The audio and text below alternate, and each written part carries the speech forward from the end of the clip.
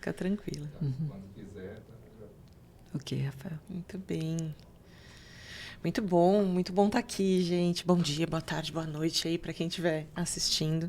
Muito feliz de estar aqui hoje, né, na nossa primeira edição do Mais Green, que é o podcast do Green Sampa. Green Sampa, ele é um programa de fomento à inovação verde na cidade de São Paulo, né, um programa encabeçado aí pela Secretaria de Desenvolvimento Econômico e Trabalho e executado pela Agência São Paulo de Desenvolvimento, a ADESAMPA. E hoje a gente está aqui dando um passo a mais aí desse programa, estendendo um pouco mais aí dos nossos objetivos, que é para trazer essa comunicação, trazer esclarecimento, trazer informação, enfim, trazer conteúdo sobre a área de sustentabilidade, regeneração, meio ambiente, ecologia, enfim, tudo que nos atravessa aqui enquanto programa. Para começar essa série aí de podcasts que a gente vai ter por aqui, eu que fiz questão de trazer uma convidada muito ilustre, que é para a gente começar com o pé direito. Hoje a gente está aqui com a professora Sueli Furlan, é bióloga, é geógrafa, é ambientalista. Eu não vou nem me atrever a ler todo o currículo dela aqui, vou pedir para ela se apresentar. Professora, obrigada por estar aqui. É uma honra imensa, imensa, imensa ter você nesse nosso primeiro o nosso pontapé inicial aqui no mundo dos podcasts sobre esse assunto. Me conta um pouquinho pra gente sobre a sua história, enfim, o que você faz de tantas formações, de tantas coisas aí. Me conta um pouquinho sobre como que a sustentabilidade chegou para você. Ok. Bom, bom dia ou boa tarde, o horário que estiverem ouvindo. É um prazer estar aqui. Eu sempre gosto muito de atender esses pedidos, porque eu acredito muito na formação de pessoas, acredito muito na interlocução, em falar sobre conteúdos que são valiosos para a sociedade, né? E no campo da cultura, eu acho que o ambientalismo ele tem um marco muito importante. Eu poderia até dizer que, no meu caso, ele estruturou tudo que eu fui fazendo ao longo da minha vida, né? Falando um pouco mais recente, né, que é o período da academia, eu sou uma pesquisadora que gosto muito de não ter caixinhas, né? Sou geógrafa e bióloga, mas sempre tive um encantamento por questões socioambientais, que depois desembocaram em toda a discussão enorme sobre sustentabilidade. Mas isso tem uma origem muito anterior, né? Gostaria de falar um pouco de história raiz, assim, né? Já coloquei isso, inclusive, em alguns memoriais que eu escrevi sobre a minha carreira. Eu nasci numa região de São Paulo, sou paulistana, que foi uma parte da cidade que no século XX, eu sou do século XX, né? Era composta por uns chácaras e cinturões verdes que abasteciam São Paulo, que tinham outras funções que não eram exatamente só funções habitacionais, né? Eu nasci no Brooklyn, mas morei na Chácara Santo Antônio a maior parte da minha infância e vida, numa região onde havia muito que a gente poderia chamar de vegetação ainda semelhante ao original, apesar das cavas de areias, das lagoas, da alça do Rio Pinheiros passar no meu bairro, que era a Chácara Santo Antônio, na parte mais baixa ali, também conhecida uma parte como Várzea de Baixo. Eu tive a oportunidade de conviver sem medo, né, com animais e plantinhas. E isso me gerou uma afetividade pelos seres vivos. Eu acho que eu decidi fazer biologia por isso, porque eu gostava de animais bastante, não só os domésticos, não tinha medo dos bichinhos, gostava inclusive de um animal injustiçado, que são os sapos, adorava os sapos. E isso era uma coisa assim, parecia meio diferente já. Mas não era só eu, não. Eu tinha uma trupe, né? Muitas crianças nesse bairro. Meu pai passou a trabalhar numa indústria próxima, que fabricava bicicletas, e a gente tem uma vida muito livre de bairro, podia visitar várias áreas, podia passear. E eu passei a gostar muito disso, e quando mais já na adolescência, já período aí para entrar na faculdade, eu fui assim atingida por uma mídia que marcou toda a minha trajetória, que foi a propaganda da criação da SOS Mata Atlântica, com a bandeira do Brasil, com o slogan "Estão tirando o verde da nossa bandeira". Claro que nessa época, década de 70, 80, minha educação era muito nacionalista, patriótica, né, no sentido da ditadura militar da época. E o fato de dizerem que estavam tirando o verde da nossa bandeira, para mim o verde eu sempre aprendia que eram as matas, né? Eu falava, gente, não podem tirar as matas, porque eu só via os animais vivendo com ela, né? E muitos animaizinhos dependendo dela. E aí eu resolvi, sozinha, procurar onde era isso. onde ficava esse lugar que eles queriam proteger a floresta. E fui até a antiga, onde era a localização da SOS Mata Atlântica, e soube que a fundação não tinha sido criada ainda, ela ia ser criada. Imediatamente eu fiquei sabendo da data, da agenda, fui lá e participei da criação. Então eu estou naquela primeira lista com grandes nomes, como o do Aziz Absaber, como ambientalistas como José Pedro de Oliveira Costa, pessoas importantes, né? E muitos ambientalistas que já trabalhavam no governo, mesmo no período da ditadura militar. E eu lá, querendo participar também, querendo ser voluntária de alguma coisa. Depois disso, eu passei por vários momentos em outras ONGs, né? Na época, essa minha década de 80, né? Os últimos 20 anos do século XX foram marcantes para o ambientalismo, e vários ambientalismos, plurais, alguns mais fechados, protegendo um animal, ou uma planta, ou o mico-leão-dourado, ou o mono-carvoeiro, ou as baleias, e outros já pensando que na natureza todos dependem de todos, que era o que eu aprendia na ecologia, né? Tudo está interligado, e, portanto, as pessoas também tinham que estar dentro disso. E passei a gostar muito, porque também ia bastante para o litoral, de trabalhar com essa relação da proteção do ambiente com as comunidades hoje chamadas tradicionais. Essa passagem foi importante, porque eu trabalhei na minha trajetória do meu currículo muitos anos no CONDEFAT, participei de uma seleção feita pelo professor Augusto Vairo Titarelli, que era o meu professor da geografia já, e que me escolheu para ser uma técnica para trabalhar num grupo, eu era participando como bióloga, chamado Grupo de Áreas Naturais, que só tinha como tarefa desenvolver os estudos de tombamento de áreas naturais do CONDEFAT. Apenas. Coisa grande para o estado de São Paulo inteiro, mas o nosso grupo, que era formado por uma antropóloga, Virgínia Valadão, um geógrafo, Wilson Morato, e eu, bióloga, Sueli. Nós três agitamos muito no CONDEFAT, porque a gente tinha essa coisa de trabalhar no serviço público como militante da causa.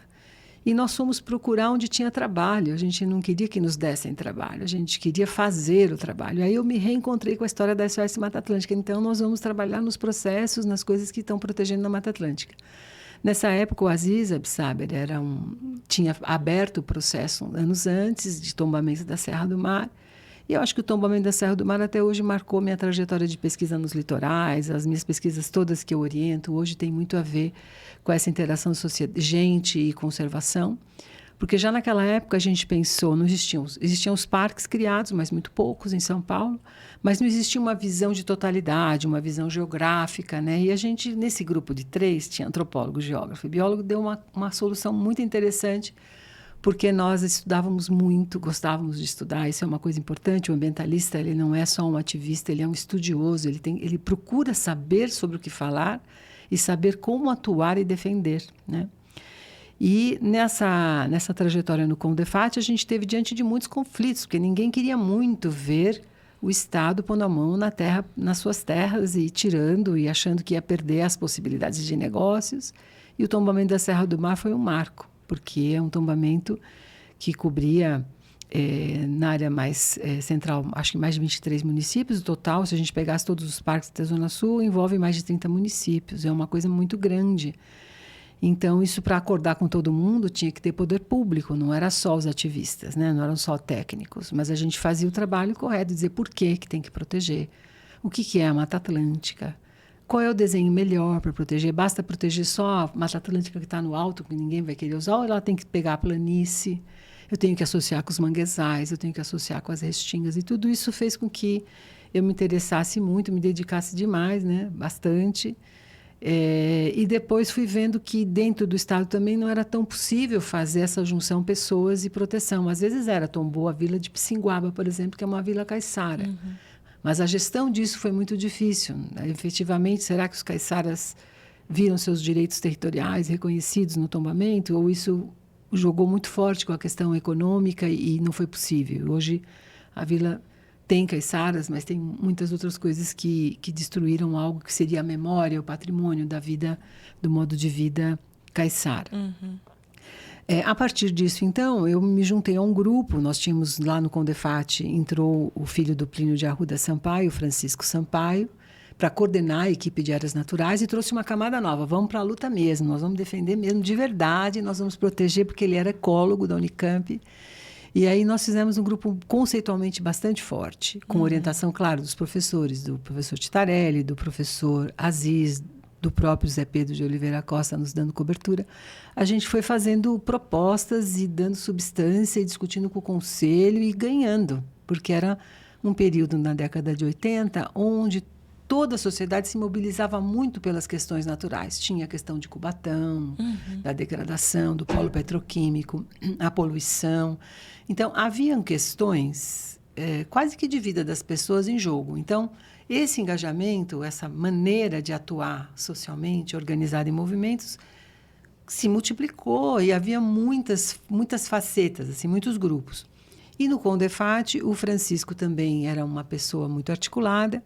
E nós, então, resolvemos, junto com professores renomados, aí, o Aziz, a professora Carmen Junqueira, a Betty Mindlin, o Mauro Leonel, o Rinaldo Arruda, a Eunice Paiva, montar uma cooperativa de pesquisadores para atuar no campo da conservação socioambiental. A gente ficava na dúvida, usa socioambiental, usa sociedades sustentáveis, o Diegues defendia sociedades sustentáveis. Então, a gente fala, a sustentabilidade a gente acha que tem muito a ver com uma visão mais restrita. Ela não dá a abrangência que deveria ter. O próprio Diegues propôs a criação de RDS, que é a reserva, hoje chama RDS, mas era uma reserva cultural, que não fosse só parques, que é de proteção integral, que proíbe pessoas. Então, essa cooperativa, ela se encarregava de encontrar recursos financeiros no exterior, escrever projetos, conseguir que esses projetos olhassem para uma conservação socioambiental, em terras indígenas, em terras quilombolas, em terras de pescadores. E eu, nessa época, era assim, como eu falo, eu já era uma pessoa que estava me encaminhando com mestrado, já fazendo carreira acadêmica, mas eu fazia tudo o que eles pediam, porque para mim eram as pessoas que eu mais gostava do que eu lia, o que eles escreviam. Então, eu estava ali para fazer a coisa acontecer, até como secretária mesmo. Eu era uma secretária da ONG. Você fala os nomes deles, para mim, assim, tá mencionando os monstros sagrados, assim, sabe? Mas era já na época os já autores eram. Que a gente lê, né? E tem mais, que até desculpa se eu não lembrei todos os nomes, porque essa cooperativa teve muita participação de gente do Brasil e internacional. E aí depois eu vou falar o fato triste, porque que ela deixou de existir, se chamava IAMA, que era Instituto de Antropologia e Meio Ambiente, um nome batizado aí pela Betty Mindlin, que era uma antropóloga, pesquisadora do povo Suruí, o Paiter, nós Paiter, né, os Paiter que são chamados de Suruí em Rondônia. E a nossa concepção era diferente de uma ONG só ativista. A gente queria uma ONG que pudesse favorecer reconhecimento territorial. Então, já naquela época, isso é final da década de 80, um pouco antes da Constituição Federal, no período das diretas, né? Você pensar que a gente estava em tudo ali, né? Todos os jovens fervendo, ali... né? O Brasil estava fervendo. O Brasil estava fervendo. Então, o ambientalismo, e até para chegar na sustentabilidade, ele nasce de uma agitação social, de uma grande mobilização social por várias causas. Daí porque ele também nasce já com uma característica que é muito importante, que é plural. Então, nós temos lá o ecossocialismo, o socioambientalismo, o ambientalismo capitalista, que esse vai mais para a questão do mercado verde. Até hoje tem desdobramentos, né, que vão mais para essa linha. Até outros nomes que se dava para poder abranger uma grande diversidade de propostas de atuação social. E aí eu faço um destaque, porque eu acho mesmo, e comprovo isso com a minha trajetória de percepção, de que grandes conquistas foram acontecendo historicamente, porque os movimentos sociais sempre empurraram os governos. Às vezes por dentro do governo, como nós que trabalhávamos no Condefat, e tínhamos um ativismo fora e também fazíamos dentro, mas estudioso. Então, voltando, o que precisa? Não dá para pedir tombamento de Serra do Mar sem mostrar por quê, né? Já tinha bibliografia que falava, olha, áreas maiores são melhores do que áreas menores, então Mata Atlântica tinha que ser protegida na maior continuidade possível, não fragmentar. Tudo isso a gente conhecia da literatura acadêmica, desde a década de 60 se fala isso, né? A bibliografia internacional já falava isso. E, ao mesmo tempo, esses grupos todos muito diversos se somavam nas causas. Então, agora a gente vai para a Eco 92 e vamos lá batalhar para que a Carta da Terra, a Agenda 21, saia e a gente possa, de alguma maneira, atuar junto com as ideias de desenvolvimento sustentável na época e, ao mesmo tempo, forçar que isso tenha uma outra pegada que seja uma visão de conservação de longo prazo e bastante inclusiva, né? Que ela possa olhar para os territórios e perceber que os territórios têm gente, que os territórios conservados precisam olhar para isso, que a conservação só será efetiva se considerá-los, que sem eles é menos conservação em muitos lugares, né? E o que deve ser combatido são os degradadores, né? Os processos econômicos que precisavam melhorar muito para poder não ser tão degradadores como foi a emissão de particulados e de poluição atmosférica com a Mata Atlântica em Cubatão. A gente não queria essas indústrias têm que corrigir, se elas forem ficar como estão até hoje, corrigir isso, achar formas de corrigir. Não dá formato, né? Isso. E os ambientalistas, eu acho, chamando assim no genérico, ambientalista é toda pessoa que abraça algo com vigor, porque acredita, porque ama de alguma maneira isso e tem vontade de fazer grupos, de trabalhar coletivamente, porque não basta você ser um ambientalista sozinho. De gabinete, né? Aí não tem. Só né? ouvindo. Até na educação é assim, a gente aprende ouvindo, mas nem tudo a gente aprende só ouvindo, a gente aprende muito mais fazendo. Sim. Né? Então, eu sempre acreditei nisso e acho que os grupos que eu participei também eram de pessoas que sabiam trabalhar juntas, brigava pra caramba, disputava, mas era tudo de uma maneira muito respeitosa, muito ética, e depois saía dali e continuava pessoas que se relacionavam. Até, às vezes, há rupturas, às vezes, mas quando é meio impossível, os diálogos estão muito longe.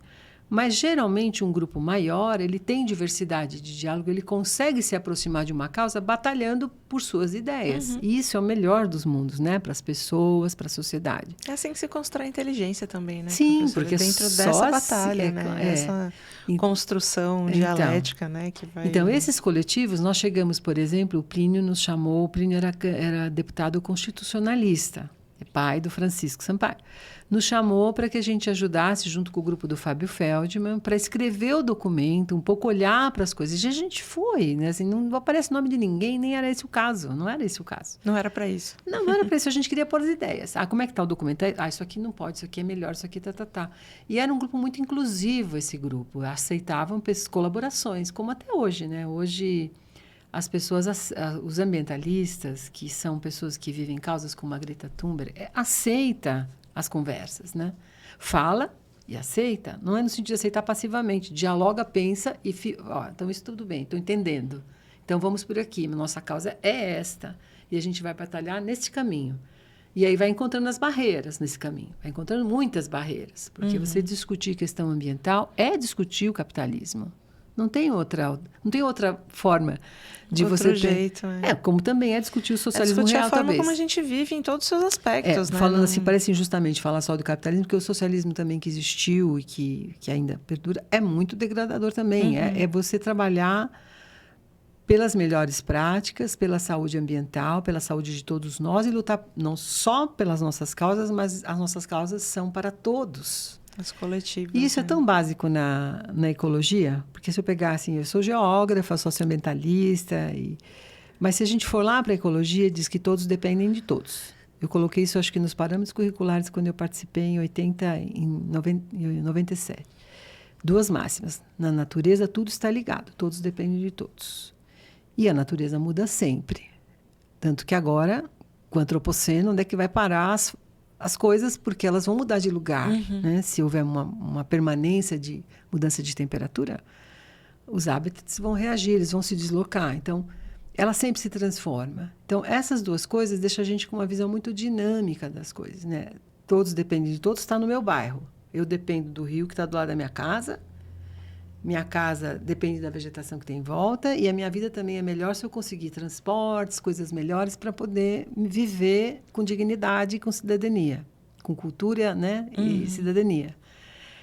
Mas todos dependem de todos nessa escala, Todos dependem de todos na prefeitura, todos dependem de todos no Estado e globalmente também. Isso a gente aprende lá nos níveis, né? Que estão todos interligados.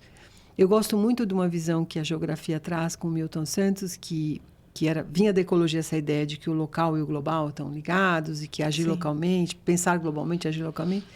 Essa máxima, às vezes, foi muito criticada, né, por socioambientalistas. Porque eu também gosto do que o Milton Santos disse, que as mudanças estão nos lugares, né, onde as pessoas vivem. Eu, que fui lá da Chácara Santo Antônio, os meus lugares estão só na minha cabeça, porque já desapareceram, né? Tudo que aconteceu ali nessa região apagou a paisagem que eu vivi. Mas apagou a história, né? Apagou a história. Apagou uma parte dessa Quando eu história. morrer, eu vou levar junto, porque eu falo para isso, conto, vou fazer desenhos agora, para descrever o que era essa área de margem de rio, porque tinha muito sapo, era uma área úmida, era um brejo, né? E o que tinha ali, o que hoje só na minha memória está. Só existe na memória. Então, muitas das lutas, às vezes por permanências, que são as lutas ambientalistas, podem parecer conservadoras porque elas são pela permanência, né? Pode parecer que a gente não quer o desenvolvimento, não é isso. É que a permanência faz parte da solução para pensar um mundo melhor, mais equitativo, mais inclusivo e mais saudável e sustentável, né? E só o diálogo, né, que constrói isso, né? Só essa troca, essa conversa com todos os setores, esse mesmo ambiente de diálogo e de construção conjunta que existe entre os ambientalistas precisa incluir também... na verdade, não é nem que precisa incluir, mas esses outros grupos também precisam se interessar em participar disso. E eu acho que isso existe lá, assim, se você pegar... Eu vou dar um exemplo de uma aluna que eu comentei com você, da Zona Leste, que foi minha aluna de biogeografia, estudou áreas verdes e falou, professora, tem uma praça que existe no meu bairro desde a infância, vai ser apagada por uma obra imobiliária. E o bairro todo quer manter a praça. Eu falei, lutem por ela. Então, vamos lá, vamos falar. O que a gente precisa fazer? Precisa ter visibilidade, precisa chamar mais gente para com vocês, como fizeram anos atrás com uma vegetação que existia em Moema, que era uma chácara também, que toda a escola foi, abraçou a chácara. Não vão tirar as árvores daqui, né? Às vezes precisa disso.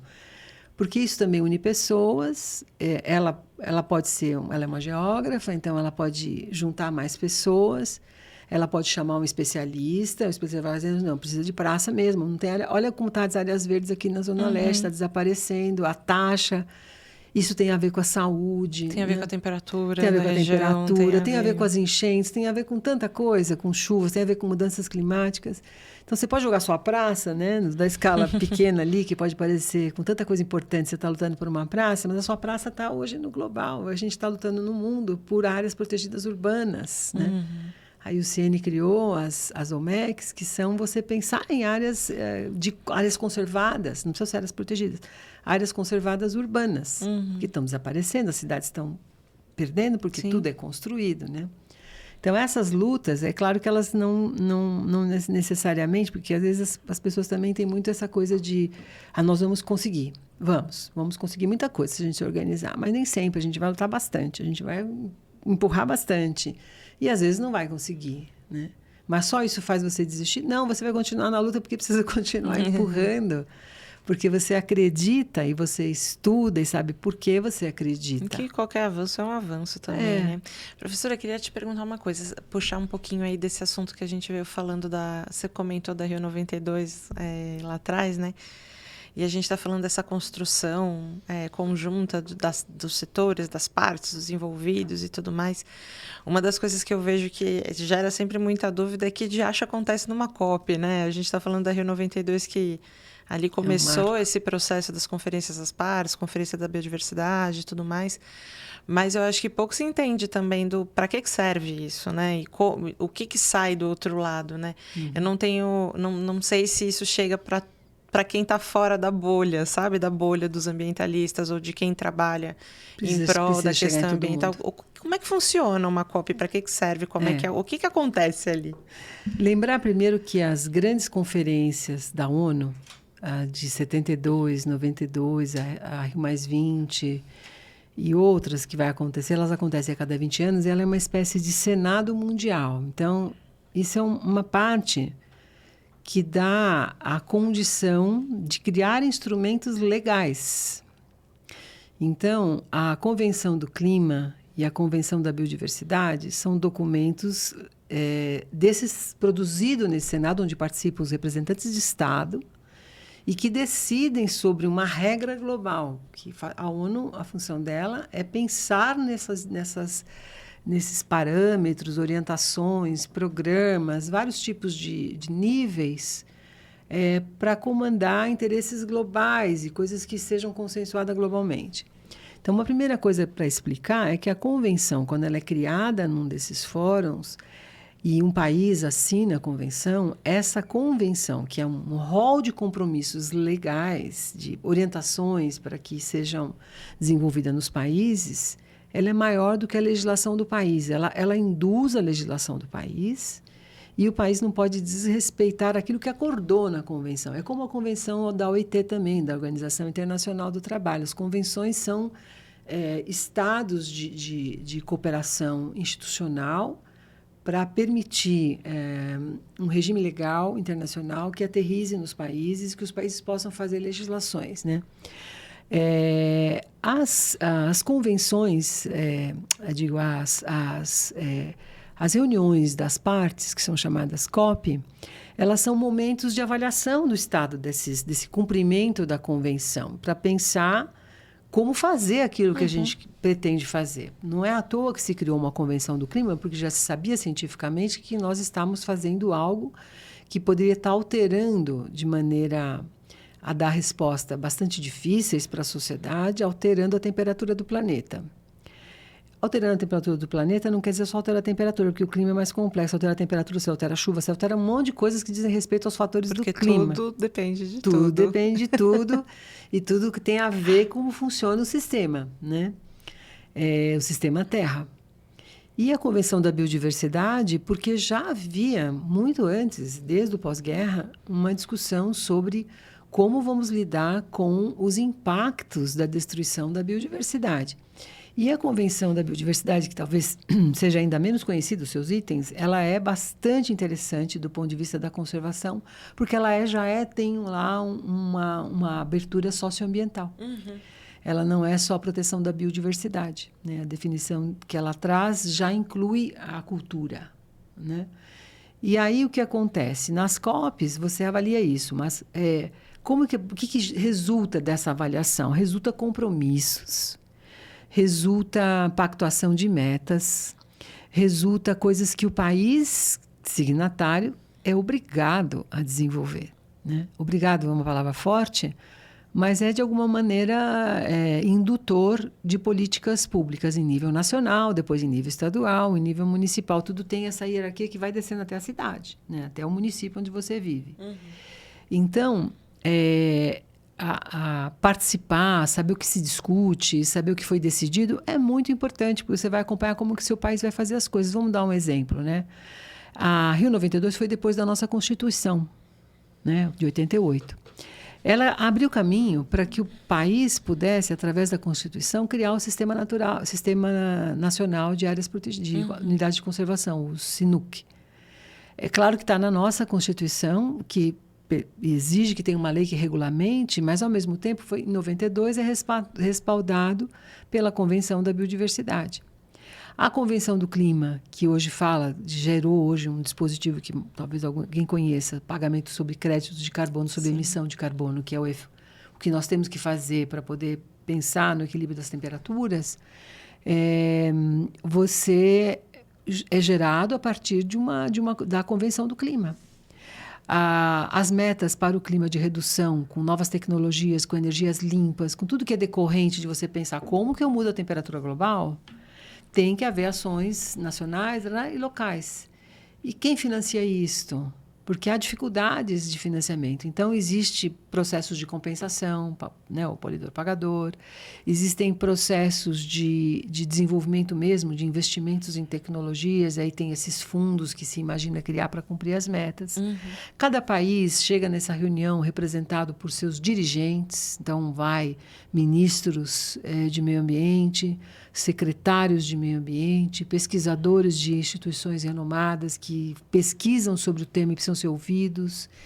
Tudo isso é feito de uma maneira para que você tenha um conjunto de ações que decorrem disso, que vão buscar a solução para os problemas, né? Então, é bastante complexo pegar no hoje, assim, né? Nasceu hoje. Aí amanhã, você tem 10 anos, estão falando de uma COP que vai acontecer lá em Manaus, né? Daqui a 10 anos. Vai acontecer uma COP. Vamos supor que isso aconteça. E aí você fala, bom, essa criança de 10 anos, ela está na escola, ela vai aprender o quê sobre isso? Né?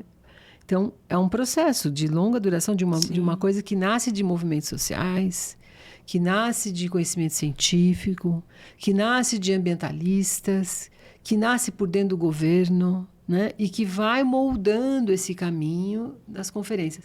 É uma coisa muito legal o mundo conseguir sentar e discutir. Eu sou de uma geração em que se discutia muita guerra, a bomba atômica, o fim do mundo, né? A Guerra Fria era isso. Depois passou-se a discutir a questão ambiental, e eu sou uma pessoa que acompanho isso. E aí você tem esses fóruns onde você pode ir. Há muitos fóruns internacionais, não só da biodiversidade, essas duas convenções que você pode participar. Você pode ir como ouvinte, tem os fóruns paralelos, tem o movimento. Por que está o movimento lá na COP, agora, nessa reunião da OCDE? Estava lá a Greta Thunberg. Porque ela é uma ativista, ela vai em todos os fóruns internacionais para fazer a sua militância ambiental. Botar pauta em discussão, né? E isso é muito legal, porque os jovens, as agendas dos jovens têm muito tempo, né? É possível para se engajar. As agendas dos jovens, elas precisam ser alimentadas e estimuladas a saber dos problemas, porque assim como eu soube pela primeira vez pela televisão, alguém pode saber por um professor, alguém pode saber por uma reunião que aconteceu num parque, ou por uma coisa que aconteceu, uma enchente que aconteceu no seu bairro, lá no Jardim Pantanal, em São Paulo. Ou por um podcast. Ou por podcast. Ou por influencers, né? Outros caminhos. Ou por hoje, aulas, né? Que você lá provoca, mostra o que e traz coisas. Eu vou lembrar uma coisa muito pessoal minha, não é por vaidade, não, mas é porque eu fiquei impressionada, chocada na época. Eu na COP11, quando se criou as metas de Aichi, eu dei uma aula no meu curso de biogeografia sobre a COP, explicando para os alunos o que era a noção de tudo à venda no capitalismo, o que era capitalismo verde, economia solidária e tal. No final da aula eu fui aplaudida, eu não esperava. Eu falei, o que eu fiz aqui? Né? Porque geralmente você dá aula, os alunos gostam, vêm perguntar, mas ninguém, assim, aplaudem de vez em quando, outras vezes também. Mas essa foi uma vez que eu falei, nossa, eles gostaram de saber sobre isso. E talvez nenhum outro professor tocou nisso com eles, com essa turma, né? Gostaram e quiseram saber, e alguns hoje eu sei que estão trabalhando um pouco dessa turma, trabalhando com isso. Então, eu acho que são essas influências. Alguém precisa falar, o podcast vai falar desses jovens, vamos defender as coisas que a gente gosta e ama. A gente tem, né? Vamos se juntar. Te perguntar até sobre os jovens e sobre essa visão toda, né? Eu me recordo novinha de ver uma onda de debate sobre esse assunto ali no começo da década de 90, e aí eu acho que tem muito a ver com a R92 e tudo mais, enfim. Eu era criança ali naquele momento, mas eu lembro de que isso era pauta, assim, né? Que estava nessa muito conversa. Forte. E aí eu tenho um pouco da sensação de que a gente ficou ali um período meio que um gap, assim, uma lacuna, sabe? Como se a gente não... Como se o assunto estivesse sendo discutido muito dentro dos gabinetes e pouco dentro da realidade da vida das pessoas. E aí eu tenho a sensação de que de uns 10 anos para cá, 15 anos para cá, parece que voltou à superfície de novo, né? Esse tema e tudo mais. É claro que todas as emergências e urgências climáticas que a gente está vendo hoje, e também da biodiversidade, enfim, de todos os contextos aí da ecologia, a gente vê...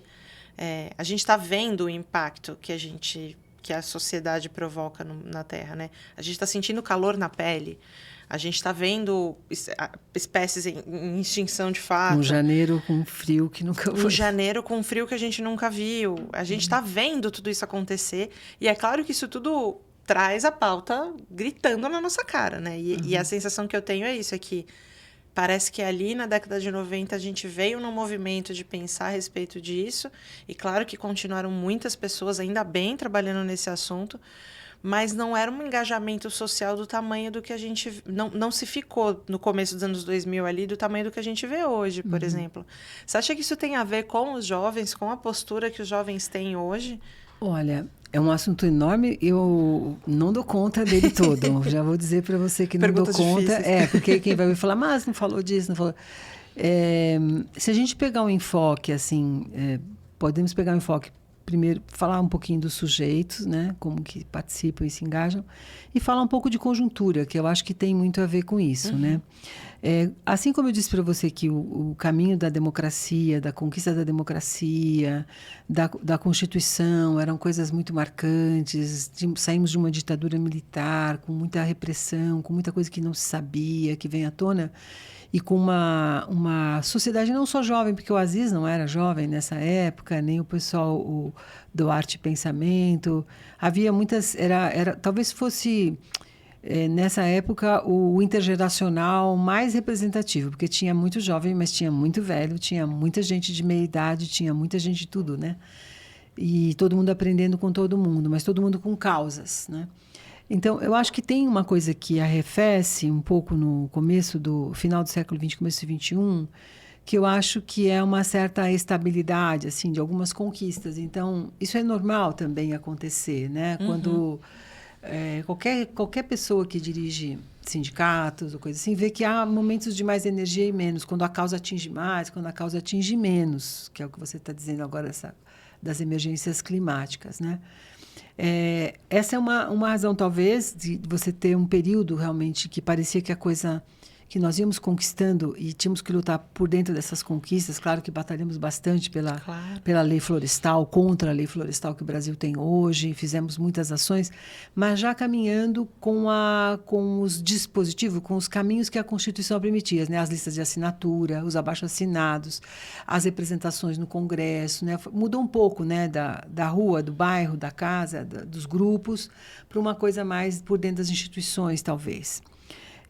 E a gente tem um período no mundo todo de arrefecimento agora, né? No mundo todo tem um retrocesso grande em várias áreas, né? Mesmo essa da guerra, né? Eu sou uma pessoa que abomina a guerra, eu sou contra exércitos e contra a guerra. Desculpa falar isso aqui, mas eu sou contra armas, né? Porque para que serve uma arma se não para matar alguma coisa, né? Então, como eu sou contra fazer isto, eu sou anti-armamento. Então, guerra, para mim, sempre foi uma coisa assustadora. Sempre foi uma coisa assim que me parece a nossa menor capacidade de atuar como ser humano. Você não conseguir dialogar, você não conseguir... mas entendo por quê. Mais basal, não estou fazendo uma fala rasa, mas eu entendo as razões que aí tudo levam a essa guerra que está acontecendo atualmente. É a guerra da Ucrânia. Mas eu entendo que o mundo está passando por esses radicalismos que são permanências, na verdade, né? Esses setores sempre existiram, eles perderam força porque o outro movimento por conquistas democráticas, socioambientais, equitativas, inclusivas, respeitosas com as diferenças e a diversidade, elas foram conquistas, mas elas continuavam existindo ali uma parcela de reação não impulsionada, contrária. Uhum. Não quero entrar nesse assunto, porque esse assunto é de muita complexidade nesse momento agora. Mas eu acho que, pensando nos sujeitos agora, né, o que movem as pessoas, tem uma mudança tecnológica, que é muito marcante nesse período. Eu tenho um filho que nasceu na geração Z, 97, e tem uma filha que é millennium, né? Que é antes. Ela é bem menos tudo feito mais no virtual do que o meu filho. Ela é mais uma pessoa dos encontros. Ela faz o ano novo com os amigos. Meu filho é um pouco diferente disso, né? Eu não estou usando eles dois para poder exemplificar, mas só para dizer que temos que olhar também qual foi a mudança na organização da comunicação. Em si, da comunicação em si. Uhum. Acho que tem efeitos extremamente positivos. Eu sou uma defensora da tecnologia, assim, radical. Eu acho que é um ganho social. O uso, não. O uso, nem sempre. Porque a quantidade de coisas que a gente passou a digerir que não servem para muita coisa é tremenda. Eu me espanto quando eu vejo a quantidade de clipes, de vídeos que circulam, né? E fico sobrecarga, né? Não estou sendo, claro, que uma pessoa da minha idade, assim, né? Já mais 60, estaria falando isso. Olha, eu sou uma pessoa da tecnologia, trabalho com isso, sou lá do sensoriamento remoto da tecnologia, tudo isso. Mas eu acho que há uma mudança de forma também muito importante de interação.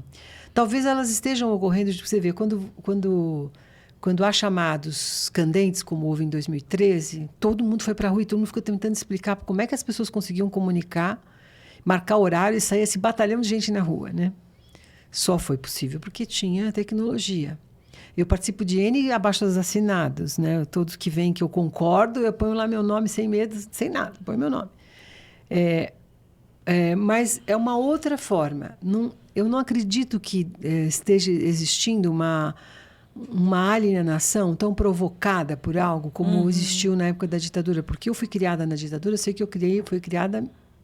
Minha escola, meu atlas me informando que não existiam indígenas no Brasil. Meu atlas não tinha nenhum mapa de indígena. Só tinha os mapas políticos. E a minha professora também não falava sobre isso. Só fui aprender isso na faculdade. Quando eu virei ambientalista jovem. Mas, então, hoje, na época da ditadura, existia, sim, uma alienação produzida para que a população não tomasse conhecimento. Hoje, as redes sociais e a tecnologia, ela filtra muito isso, ela cria outras possibilidades, mas ela também divulga algo que é alienante, né? Divulga uma grande quantidade de lixo, né, para as pessoas. Distratores, né? Ele vai distraindo as pessoas. Distraindo, e às vezes, nossa, a informação equivocada, essa coisa das pessoas pegarem uma coisa e repassar. É um perigo, né? É um perigo, né? E, então, eu acho que tem isso. E eu acho que essa geração tecnológica que já nasceu no ambiente tecnológico, ela é mais vulnerável. Eu penso isso, né? Meu pensamento é mais vulnerável. Porque ela precisa estudar muito mais para não cair nessas armadilhas da comunicação. Está mais exposta, né? Então, ela precisa talvez, muitas pessoas, professores, coletivos, dialogando sobre aquilo e buscando mais conhecimento. Aquela ideia de que o conhecimento liberta, liberta mesmo, porque o conhecimento faz você poder ler um negócio e falar, não, isso não é verdade, isso não vale, né? Ou isso é muito tendencioso, ou vamos pensar sobre isso aqui. Por que chegou na minha caixa postal? Por quem está me enviando isso, né? Se eu estou vendo aqui que está completamente equivocado.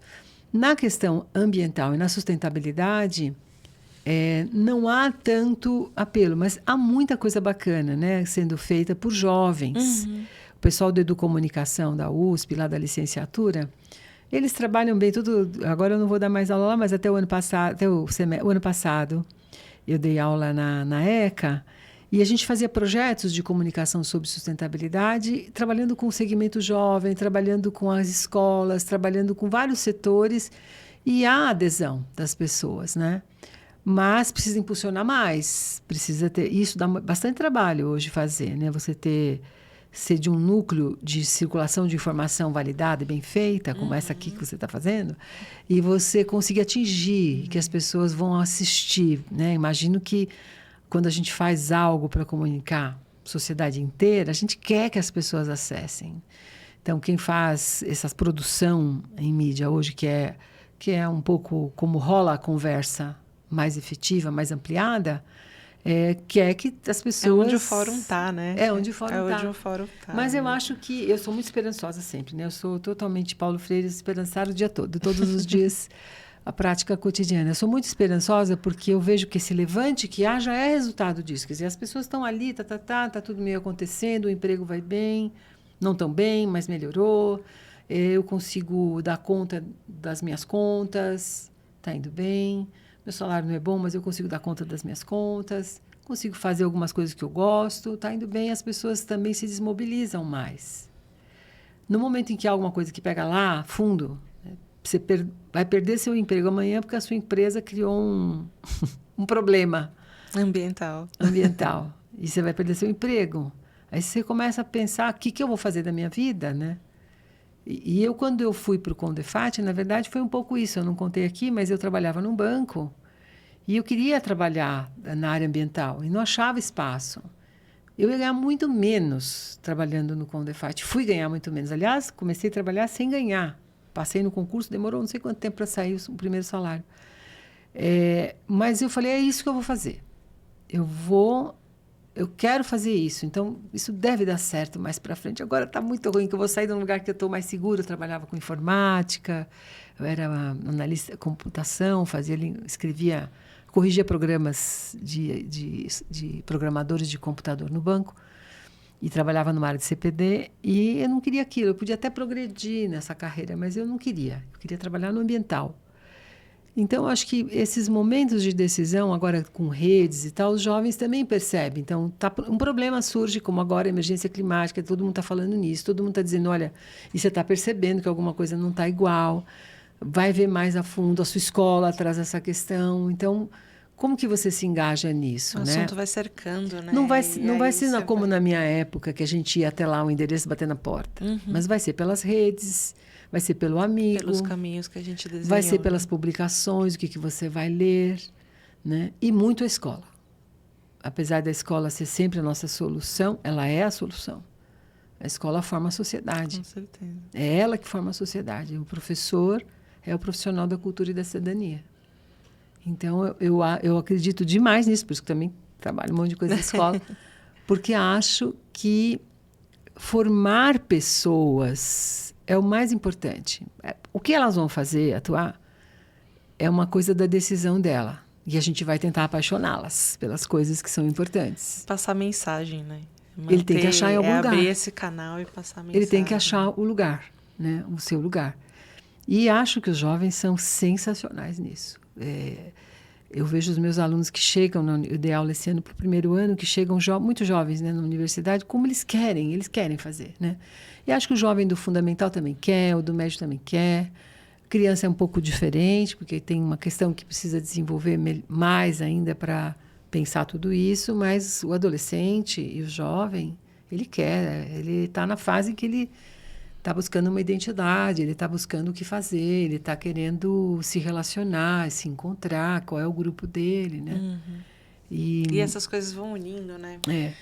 Os temas de interesse e as causas e os propósitos vão unindo esses jovens em grupos também, né? E, eu acho que se a gente pensar em sustentabilidade, em questões socioambientais, é um baita de um tema para todo mundo. Claro. A nossa vida só vai melhorar se o ambiente ficar bom. Então...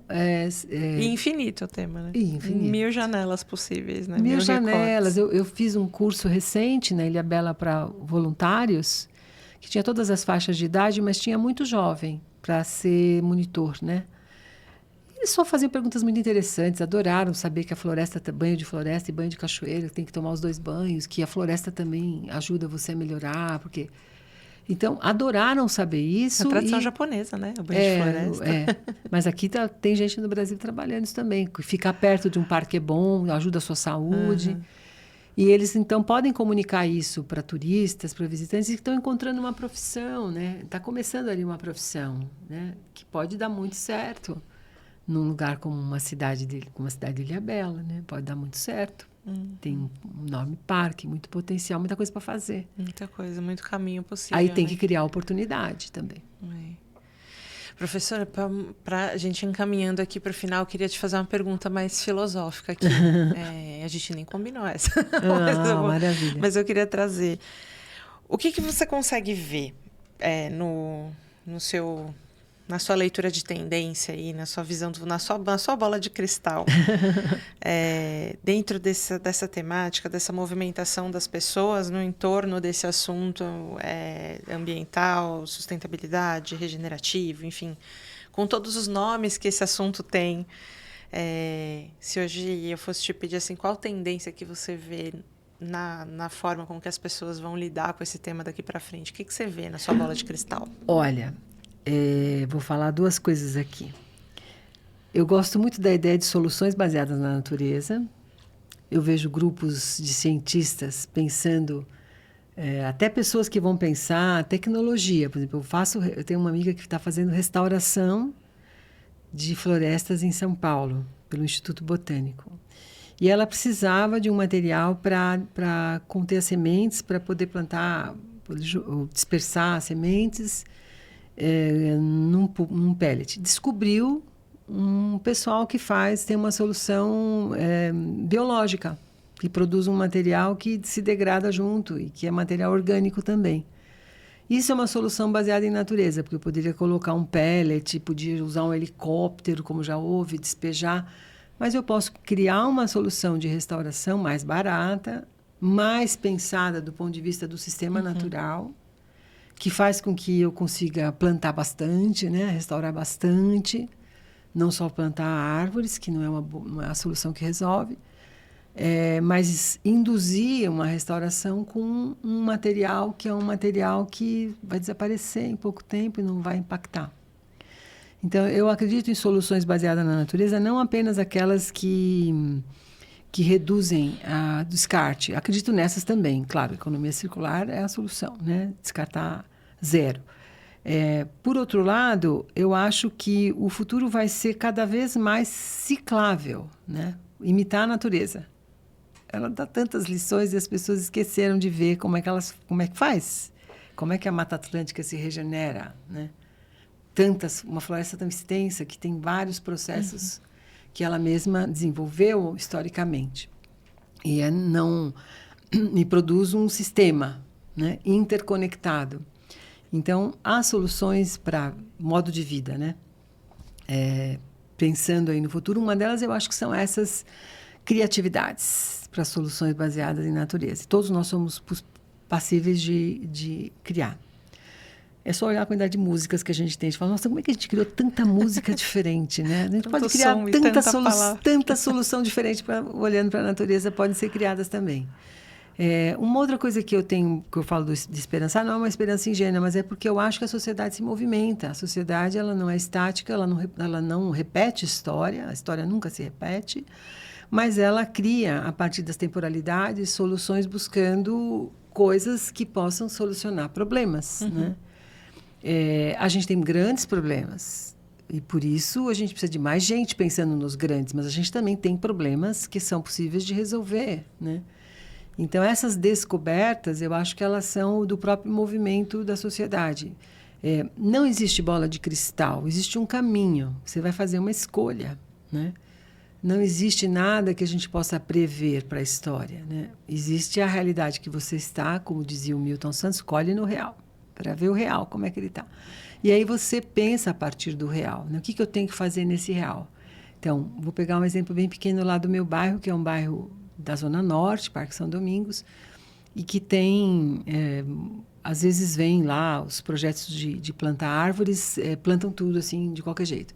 A gente está pensando, não pode fazer assim. A gente tem que pensar um jeito de plantar melhor, para que as plantas durem mais, para que as árvores caiam menos, para que a gente tenha um bairro arborizado. E aí a gente vai buscar o conhecimento e tal, e gente para fazer. Vai fazer horta embaixo do viaduto, vai fazer um monte de ações que podem ajudar esse bairro, né, plano de bairro, melhorar o bairro.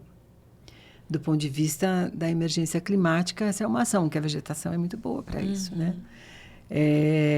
Então, eu acho que isso não tem nada a ver com uma coisa criada, imaginada só. A imaginação tem que ter, mas eu digo assim, ela não é imaginada a partir do nada, ela não é um sonho etéreo, assim, né? Eu falo em sonho, então, com todo cuidado, porque eu lembro dos livros do Siddhartha, que o sonho também faz parte, né, da nossa projeção. Mas eu acredito muito que a gente não sou pessimista, de a gente vai acabar, então, vamos desaparecer do planeta e deixar que a natureza siga seu curso, porque pode acontecer também, acaba uma espécie, como acabaram tantas, né? Pode ser que a nossa seja uma também ruim, que vai desistir. Mas eu acho que a gente tem uma capacidade de pensar problemas, buscar soluções e as oportunidades, e o caminho é mais importante. Então, se você vai decidir, está numa encruzilhada, né? Vou decidir entre fazer algo mais ambiental, mais socioambiental, mais sustentável, ou se eu vou fazer algo em que eu possa só pensar no ganho imediato financeiro agora. Eu quero ganhar muito e não interessa, eu vou fazer de qualquer jeito. Eu vou continuar derrubando mata de beira de rio, eu vou continuar poluindo a água, eu vou continuar não pagando impostos, eu vou continuar não oferecendo recursos para que o dinheiro coletivo do Estado possa ser aplicado em coisas importantes, que é a função do Estado. Então, também tudo isso tem que ser resolvido, né? Porque, de um lado, a gente tem os problemas, e do outro lado, a gente tem um caminho. Tem que um pouco decidir. Eu quero um caminho de sustentabilidade, eu quero ter saúde. Nós nascemos para ter saúde e viver, e feliz, viver bem. E eu quero isso, eu quero pensar, não preciso pensar, eu falo isso para os jovens da minha família. O dinheiro não vai ser imediato. Talvez você até ganhe bastante se você for bom no que você faz. Mas não um bom perverso, um bom que prejudica os outros. Um bom que faz bem para todos, né? Que pensa nessa totalidade. Tudo que eu faço faz parte do tudo, depende de todos. Se eu faço uma coisa que desmato... Pensamento sistêmico mesmo. Né? Acho que tem possibilidades. Eu tenho visto muito o governo agora falar nessa temática de é possível fazer, é possível distribuir alimentos, é preciso sim, acabar com a fome é possível. O Brasil produz muita comida, é possível pensar em políticas indutoras, né? Algumas coisas são muito difíceis, porque se você continua tendo um produto interno bruto apoiado num certo tipo de produção que destrói o ambiente, você tem que pensar como é que você vai querer o seu PIB daqui a uns anos, né? Porque se você quiser combater isso, você terá que pensar que o PIB não será esse que você tem. Não vai ser tem só um trade-off, né? Tem o trade-off. Escolha que precisa acontecer. Né? Você continua tendo... Tem estados do Brasil que o primeiro produto do PIB é minério de ferro, o segundo é bauxita. Então, você já pensa, bom, então... Para onde vamos, então? Para onde vamos, então? Se o produto interno bruto do seu estado depende de degradação. E se a degradação tem relação com o clima, e o clima tem relação com as emergências. E pobreza... tudo depende de tudo. Então... Professora, muito obrigada. Se deixar, a gente fica horas infinitas aqui, porque é uma honra muito grande ter você aqui, trazer questionamentos de qualidade mesmo, assim, né? Eu acho que é esse que é o ponto. Esse senso crítico que a gente precisa ter e que a gente precisa construir é a educação que ajuda a construir, é a informação de qualidade que ajuda a construir, são as boas conversas, os bons diálogos, né? Tudo isso ajuda a gente a construir essa criticidade que a gente precisa ter para olhar o mundo e olhar as nossas escolhas, né? Escolher qual é o caminho que a gente vai trilhar.